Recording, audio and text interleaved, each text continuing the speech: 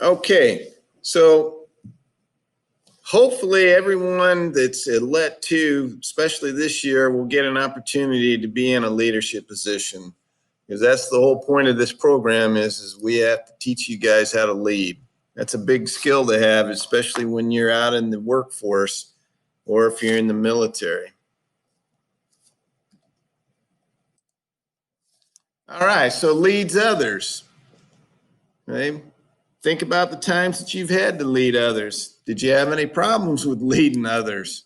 Some people don't like to being led. They're not good followers, but they're great leaders. That's that. And you have to balance that mission and the welfare of your followers. So if you get a mission to go out there on leadership lab and you're supposed to march your squad around and it's 99 degrees out with the heat, okay, you have to balance the mission with the welfare of your fellow cadets who are in that squad out there marching. So what would you do? One of the ways is you need to make sure that they take proper water breaks while they're doing that and not abuse that time. And that's a good leader that comes in and checks on them. Okay. Remember, leadership is providing purpose, motivation, and inspiration. Okay, those three words are actually hold a lot of meaning, especially when you're out in the workforce, when you get out of high school. Some of you guys actually might be leaders at your jobs that you work at. Maybe you're a shift leader at Wendy's or at Oliver's, because I know a lot of cadets work at Oliver's. Okay, you can be a leader in many different ways, not just in the Army or in the military. All right. Leadership, you got to build that trust. Okay, what does it mean to be trustful? Now, some of you probably might have lost the trust with your parents because you did something stupid or something that was wrong and they don't trust you right now. And so you have to gain that trust back. It's the same way as a leader. Okay, if you destroy that trust between you and your followers, they're not going to follow you. They're going to make sure, hey, I don't trust this guy because what he did last time. Right? Taking direct actions to build trust. You must take that action and whatever mission that you got with your subordinates to take care of them to complete that mission. And a lot of one of the ways to take personal action is if you're going to have people do PT on Fridays, you need to do the PT with them as a leader, and you need to be better than them so they can look up to you and say, hey, that guy's a real leader. He knows how to do these exercises so much better than I do, and I need to reach that point where he's at. Extending your influence beyond the chain of command. Okay? So this means when you're out and about outside of the program, how are you using indirect leadership? In other words, are you helping somebody? Let's see, you're out at work and you notice a guy, your fellow coworker, that's struggling with, he can't figure out how to do something, but you hop right in and say, hey, let me teach you how to do that. Okay. You're showing him, you're being a good leader, but it's indirect leader because you're not actually in our program, but you're still providing that leadership. Solving problems. As a leader, you got to solve problems. Now, if you're on staff, definitely. That's why we put you on staff. I give you all kinds of, I got a big, long to-do list. Those are actually problems that I need the staff to figure out how to solve that problem. And then solving conflicts. As a leader, you can't shy away from a conflict. You must deal with it directly, because if you don't, it's going to cause issues down the road that are a whole lot bigger than what's going on right now. And as a leader, you need to figure out and if the conflict is something that's caused by your leadership, then you need to discuss that with those people that have that conflict. Okay. This is a big one. Leading by example. Now, I mentioned the story of my grandson who's trying to become a manager at a T-Mobile store in Kansas City, and he's the manager now for the whole week because his manager's on vacation. But I told him, I said, hey, the biggest one for me, your grandfather, is you need to lead by example. What does that mean? Look at the picture. That guy's running, but he's out in front. I just brought up that example about PT. You need to be the best that you can and be better than everybody else, but still provide proper leadership and not the leadership that destroys, right? Your direct leadership is what you're looking for, not. And then seeking diverse points of view. There's always a different way of looking at things, so you need to keep your mind open to other people's views, because they might know how to do something that's a little bit better. That's why I don't like that phrase, well, it's the way we've always done it. You can always look at something and make things better. Remember that. Communicate. A lot of times people think communication's only one way, but listening is a skill that you have to develop. A lot of times, I know in the military, we would say, prepare to copy. So you would copy everything down that officer was going to give you a mission. And then he would ask you, okay, now read it back to me. In other words, he wanted to make sure that what he told you, you wrote down and you understand that mission. So he's trying to effectively communicate with you. But it's also a two-way communication. It's not one way. You're looking for feedback from your subordinates. All right, so here we have the review the leads competency in your cadet notebook and rank the 5 lead skills in order of the one you are strongest to the one that you are weakest. So whether or not I could tell you what my strongest one was, always leads by example. Right? My weakest one was probably communication. That's the one I really had to work at, and I still have to work at it, because you never stop learning. Remember that. It doesn't matter how old you are. All right, so when you lead others on short-term or immediate tasks, you should blank. You should expect blank from team members. Okay, remember, this is short-term. This is something that's quick. It happens fast, so you got to do something quick. You're looking for compliance. You're not looking for any of the other ones. You got to get that done, and you got to get it done now. True or false? When you are not in a leadership role, you can use your leadership skills indirectly to influence and motivate. That is true. I talked about helping that coworker figure out some way that he couldn't, to help him complete something that he was having an issue with. All right, Nico is a new cadet leader. He wants to build trust among his team members. Which of the following 3 actions will help him build trust? Let you read it for a moment before I give you the answer. Right. It is get to know your team members. Remember, you need to know your subordinates. Remember, if you're put in as a squad leader, we want you to know everything about your squad members. So their names, their likes, dislikes, any of the other issues that they have. All right, so now what can you do with this new information that you have just learned? Okay, so we're going to go into, you're going to see this Maria case study for a while, okay?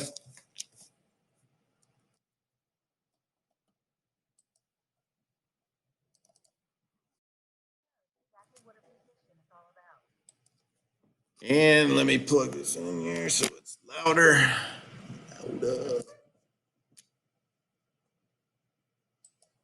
Maria knows exactly what her position is all about. She gets excited whenever an instructor assigns her a project because she knows that she can get it done. Sometimes she even suggests projects to her instructor. Based on her ideas, the instructor usually assigns them to her and her team. Maria is highly motivated and has very structured work habits. She likes to map out a project in which everything is her decision. She then tells her team members how to do each step of their task according to her direction. She watches everything that her team members do, and if they appear to be doing a task differently from her plan, she criticizes them. Maria got upset once when a teammate was caught cheating. At first, she was afraid to talk to that person about the incident. and she did not know what to say to her peers who had also heard about it.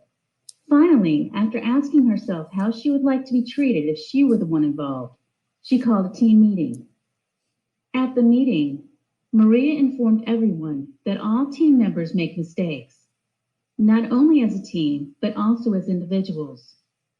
She hoped that if they ever had any problems, they would turn to her and or to another team member for help. They agreed. Would you like to be a member of Maria's team? What are her desirable characteristics? What are her undesirable characteristics? Okay, so those three questions came up. You're going to see Maria quite a few times, to be honest with you. Now let's go through Brian's case study. Brian is an easygoing person. He wants to complete projects with plenty of time left so that he and his friends on the team can relax.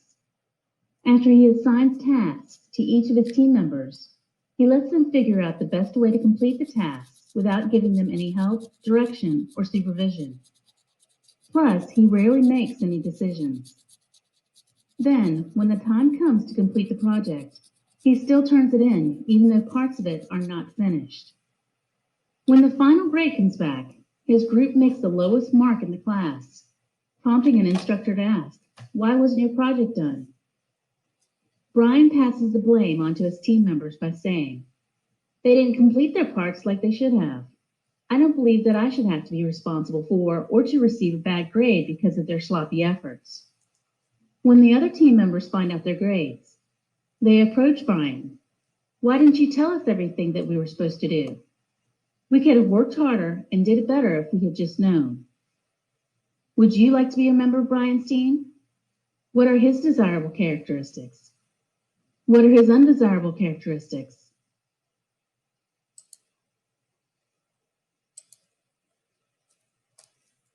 Brian is an easygoing person. He wants to complete projects with plenty of time.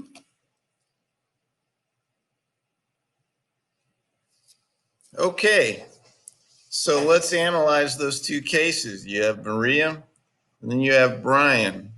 So you need to analyze them based upon the lead's competency, right?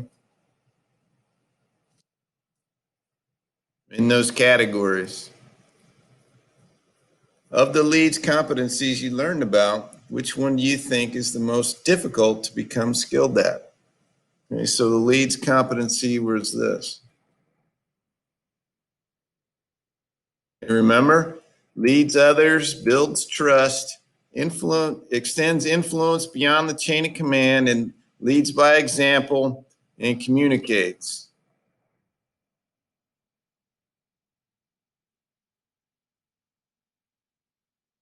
Okay? So which one do you think is the most difficult to become skilled at? Okay. What advice would you give Maria in the case study? And what advice would you give Brian in the case study? I can tell you right now that Brian has the laissez-faire attitude of leading. And I've had a company commander when I was lieutenant that led that same way. And it was extremely hard because we couldn't get anything done because we didn't get any leadership. And then when I tried to step up and take charge and basically be the company commander, I was put in my place. So that was a difficult position to be in, and especially in your subordinates that have a leader like that, it's really tough. Okay. All right, so what else do you need to know or learn? All right, so I need you to read lesson 3 in leadership competencies in your Let 2 textbook, and it starts on page 21 and goes all the way to page 31. And to find your lessons, it's in the Cadet Smart portal. You go into resources and you click under Let 2, and it'll be, the textbook will be right there. After you click on the Let 2 resources, it'll be up on the top half of the page. If you have any questions with this, you can go ahead and shoot me an email through Google Classroom and let me know, hey, or that's why we want you to get into the Smart Cadet portal as soon as possible. and you need to take notes. All right, so let's review. So now we're going to review develops. So the four under develops is creates a positive environment and fosters esprit de corps. Esprit de corps means fostering a togetherness. Prepares self, develops others, and stewards the profession, meaning what they do in the profession, they're going to be and present it well, right? So Maxine wants to encourage her team members to take ownership of a project. Which of the following should she do? Now remember, she wants to encourage her team members to take ownership, right? So she wants them to take the initiative. To develop members of your team, you should build team skills and blank. Evaluate team members' needs. That's know your subordinates. Now, what can you do with this new information you've learned?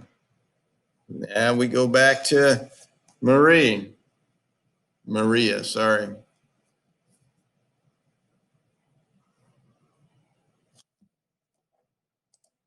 Maria knows exactly what her position is all about.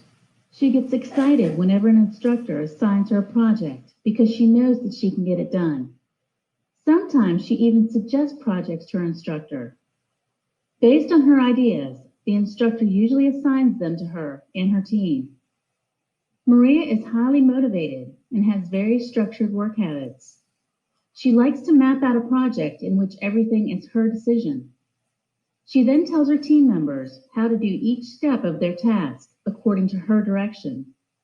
She watches everything that her team members do, and if they appear to be doing a task differently from her plan, she criticizes them. Maria got upset once when a teammate was caught cheating. At first, she was afraid to talk to that person about the incident, and she did not know what to say to her peers who had also heard about it. Finally, after asking herself how she would like to be treated if she were the one involved, she called a team meeting. At the meeting, Maria informed everyone that all team members make mistakes, not only as a team, but also as individuals. She hoped that if they ever had any problems, they would turn to her and or to another team member for help. They agreed. Would you like to be a member of Maria's team? What are her desirable characteristics? What are her undesirable characteristics? Maria knows. Okay, now we're gonna go through Brian again. Brian is an easygoing person. He wants to complete projects with plenty of time left so that he and his friends on the team can relax. After he assigns tasks to each of his team members, he lets them figure out the best way to complete the tasks without giving them any help, direction, or supervision. Plus, he rarely makes any decisions. Then, when the time comes to complete the project, he still turns it in, even though parts of it are not finished. When the final grade comes back, his group makes the lowest mark in the class, prompting an instructor to ask, "Why wasn't your project done?" Brian passes the blame onto his team members by saying, "They didn't complete their parts like they should have. I don't believe that I should have to be responsible for or to receive a bad grade because of their sloppy efforts." When the other team members find out their grades, they approach Brian. "Why didn't you tell us everything that we were supposed to do? We could have worked harder and did it better if we had just known." Would you like to be a member of Brian's team? What are his desirable characteristics? What are his undesirable characteristics? Okay, so I want you to analyze the develops competency that we just went over and to rate these cadets in these case studies under the develops competencies. So remember, develops is, I know I'm having to go back, but okay, develops is right there. Creates positive environment, fosters esprit de corps, prepares self, develops others, and stewards the profession.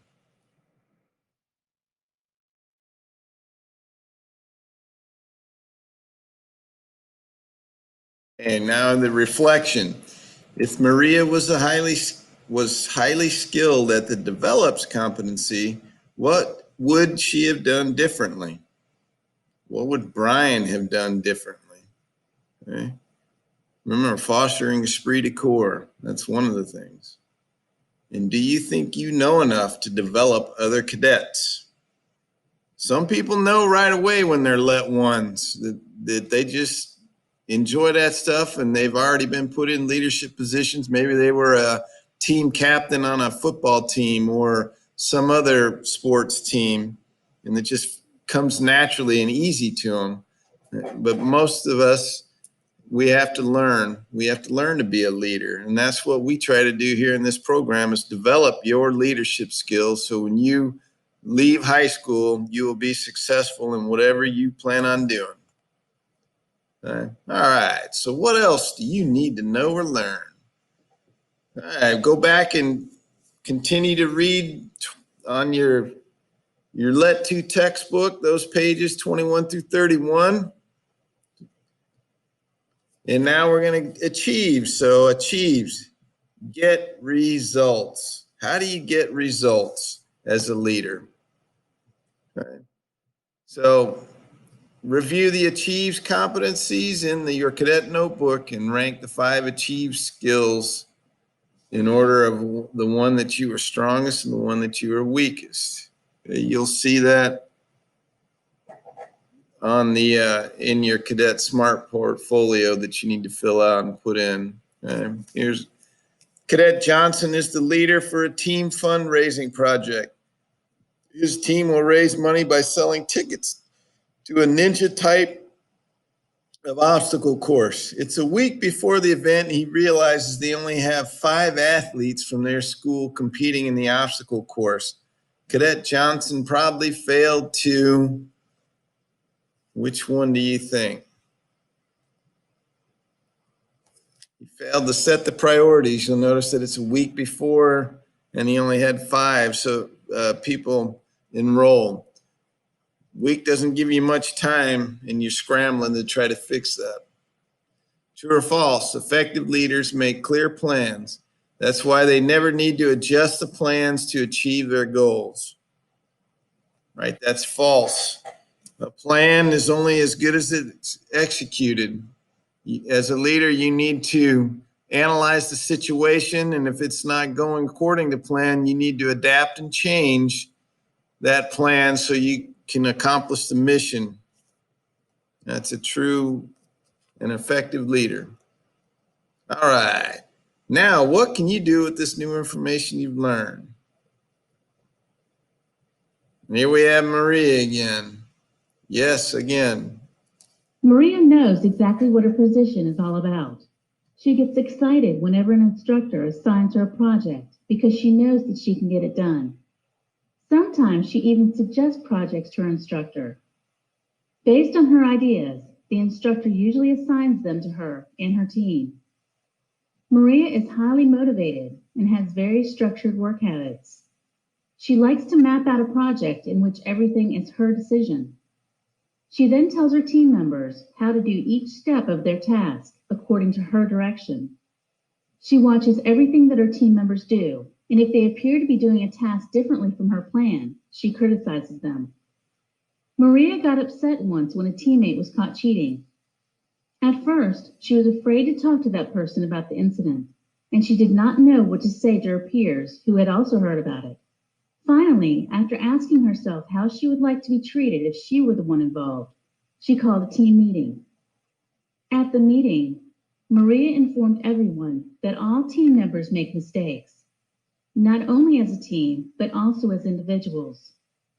She hoped that if they ever had any problems, they would turn to her and or to another team member for help. They agreed. Would you like to be a member of Maria's team? What are her desirable characteristics?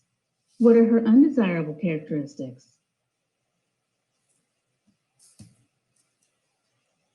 Yes, and here's Brian again. Brian is an easygoing person. He wants to complete projects with plenty of time left so that he and his friends on the team can relax. After he assigns tasks, to each of his team members.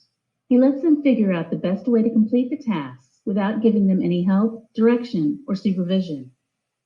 Plus, he rarely makes any decisions. Then, when the time comes to complete the project, he still turns it in, even though parts of it are not finished. When the final grade comes back, his group makes the lowest mark in the class, prompting an instructor to ask, "Why wasn't your project done?" Brian passes the blame onto his team members by saying, "They didn't complete their parts like they should have. I don't believe that I should have to be responsible for or to receive a bad grade because of their sloppy efforts." When the other team members find out their grades, they approach Brian.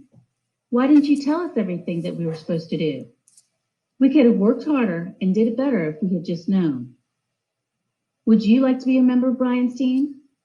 What are his desirable characteristics? What are his undesirable characteristics? Okay, so did Maria get results? Did Brian get results? I think Maria got better results than Brian based upon her leadership competencies. Brian needs a whole lot of work on that. So compare how you rated the case study cadets in this lesson with how you rated them in the lesson on elements of leadership. So in other words, the previous class on elements of leadership was Maria and Brian were in that slide deck that I recorded. So you need to compare the two based upon that versus this one with elements with the leadership competencies. Okay. And what advice would you give Maria on improving her achieves competency? And what advice would you give Brian? Okay. When have you demonstrated the skills involved in achieving and getting results? So think about some of the examples that you've had in the program. Did you get any results? Were you put in charge of PT? Were you put in charge of the formation? Things like that. Where you were put in a leadership position, did you get results? All right. And what else can you do with what you've learned today? Okay, so in exercise number 4, and I'll place all these exercises on the Google Classroom so you can see them and you can download them and upload them into your Cadet Smart portfolio, and they're also in your Cadet Smart portfolio. You need to score your competencies and the leadership competencies performance assessments task in your Smart Cadet portal. And you also need to upload that. Okay. By the way, a lot of these questions that with the answers are going to be on each time I give a 5-question quiz, and it'll be on the Google Classroom under Google Forms. So you need to pay attention to this. The definition of commitment is involvement, engagement, and dedication. Blank is the act of obeying or doing what you are told. Compliance.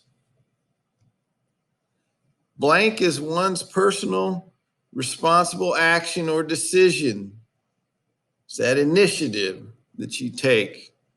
Hopefully all you guys start taking more initiative. It makes the program run a whole lot smoother when we have a lot of people taking initiative. A staff that is micromanaged is controlled with excessive attention to minor details. I had a battalion commander that was a micromanager, and you couldn't turn around and walk which way or that way, and he was there asking you why you were doing that. You need to do it this way, and it was very difficult to deal with. In a project, priorities are the most important things. That's why as a leader, you set out that priorities to all your subordinates so they can see what it is, and then they can act upon those priorities. When you steward something, you manage or take care of it. Stewardship. Another word for well-being is, that's right, welfare. And now, think about that essential question and revise your original answer to the quick write. How will you develop your leadership competencies? Okay, the let twos, you really need to study this. The let threes have already developed those, so that it should be easier for them to write it down. And that is it. Thank you for your time.